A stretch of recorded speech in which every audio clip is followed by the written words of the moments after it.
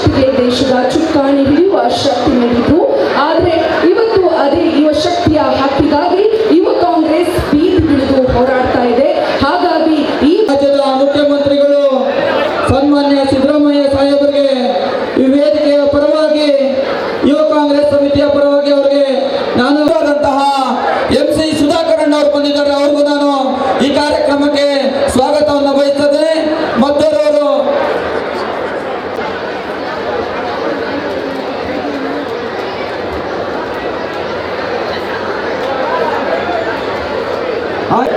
ರಾಜ್ಯದ ಮುಖ್ಯಮಂತ್ರಿಗಳೇ ಇವತ್ತು ಸ್ವತಃ ಅವರೇ ಬಂದು ಈ ಪ್ರೊಟೆಸ್ಟ್ ಕಾರ್ಯಕ್ರಮದಲ್ಲಿ ಪಾಲ್ಗೊಂಡಿದ್ದಾರೆ.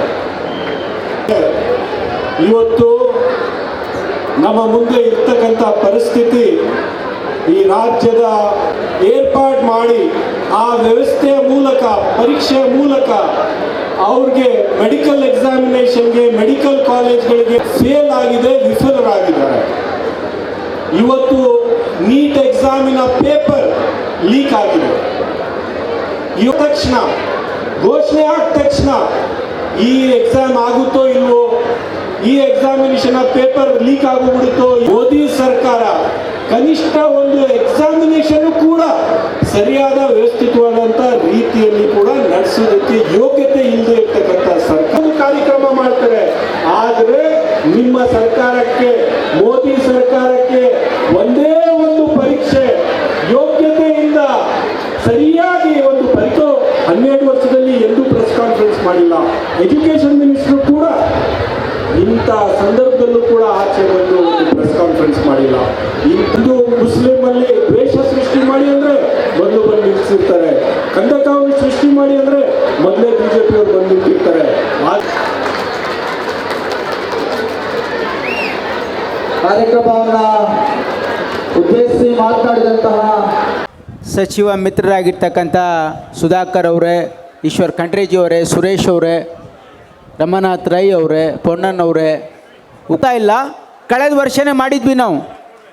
ನೀವು ಸರಿಯಾಗಿ ಮಾಡೋಕ್ಕಾಗ್ತಾ ಇಲ್ಲ, ಅದಕ್ಕೆ ರಾಜ್ಯ ಸರ್ಕಾರಕ್ಕೆ ನೀವು ಈ ಎಕ್ಸಾಮನ್ನು ಕಂಡಕ್ಟ್ ಮಾಡಿ ಪತ್ರ ಬರೆದ್ವಿ.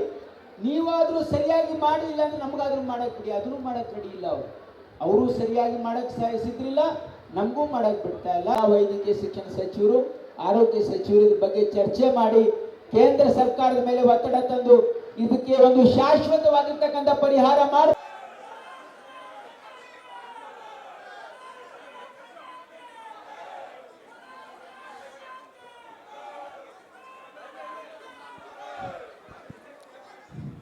ಕಾರ್ಯಕರ್ತ ಮಿತ್ರರೇ, ಇವತ್ತು ನಾವು ವಿದ್ಯಾರ್ಥಿಗಳ ಹಕ್ಕಿಗಾಗಿ ಹೋರಾಡಲು ಇಲ್ಲಿ ನೆರೆದಿದ್ದೇವೆ. ಇದರೊಂದಿಗೆ ಇಂದಿನ ದಿನ ನಮ್ಮ ದೇಶದ ಇತಿಹಾಸದಲ್ಲಿ ಅತ್ಯಂತ ಭಾವುಕ ಹಾಗೂ ಮಹತ್ವದ ದಿನ ಕೂಡ ಹೌದು.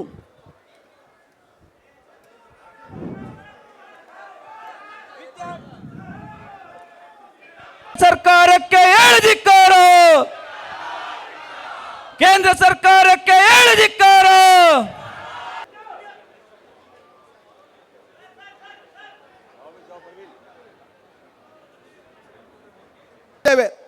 ಕೆಲವರು ಈಗಾಗಲೇ ಶರಣ ಪ್ರಕಾಶ್ ಹೇಳಿದ್ರು, 1,27,000 ಸೀಟು ಮೆಡಿಕಲ್ ಸೀಟ್ ಇವತ್ತು ದೇಶದಲ್ಲಿದ್ರೆ ಮುಖ್ಯಮಂತ್ರಿಗಳಾದಂಥ ಸಿದ್ದರಾಮಯ್ಯ ಸಾಹೇಬ್ರೆ ಹಾಗೂ ರಾಜ್ಯ ಉಸ್ತುವಾರಿಗಳು, AICCಯ ಪ್ರಧಾನ ಕಾರ್ಯದರ್ಶಿಗಳು ಸರ್ಕಾರ ಮಾಡಬೇಕು ಅಂತ ಹೇಳಿ ಇಚ್ಛೆ ಪಡ್ತೇನೆ.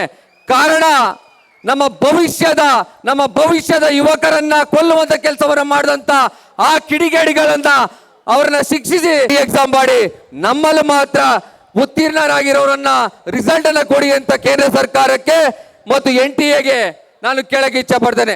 ಮಾಡಿಕೊಟ್ಟಿದೆ. ಇದ್ರ ವಿರುದ್ಧ ಬೃಹತ್ ಹೋರಾಟವನ್ನ ಮೊದಲನೇ ದಿನದಿಂದನೂ ಕೂಡ ಯೂತ್ ಕಾಂಗ್ರೆಸ್ ರಾಜ್ಯದಲ್ಲಿ ಮಾಡ್ಕೊಂಡ್ ಬಂದಿದೆ.